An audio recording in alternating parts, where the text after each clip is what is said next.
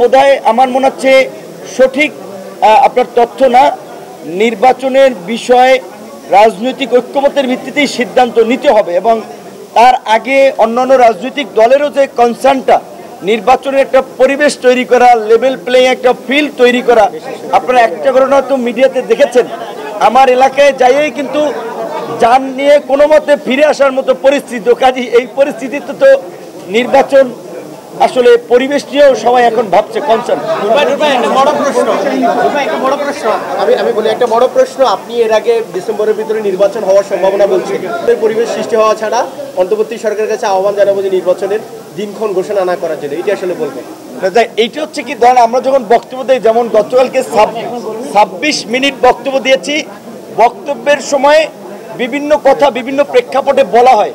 তো আপনারা আমাদেরকে আন্দোলন সংগ্রামের মাধ্যমে চেনেন, দীর্ঘ 28 বছর পরে ডাকসু নির্বাচনে বিপি হয়েছি। এই ভাই সাইড টক কেন বলেন, একজনের কথা বলে যদি সাইড টক করেন তাহলে তো ডিস্টার্ব হয়।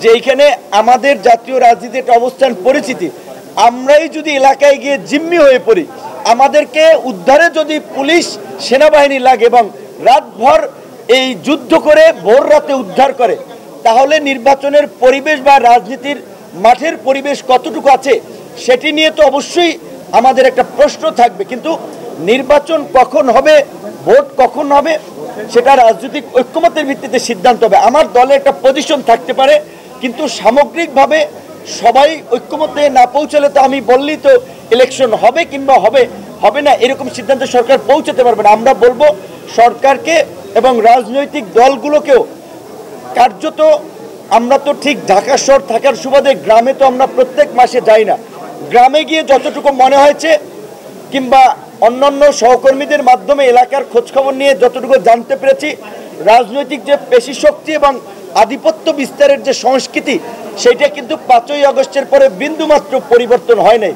কাজে এরকম একটা সিস্টেম বলবৎ রেখে কেমনে আপনারা লেভেল প্লেইং ফিল্ড তৈরি করবেন আর নির্বাচনের মাঠে পরিবেশ তৈরি করবেন?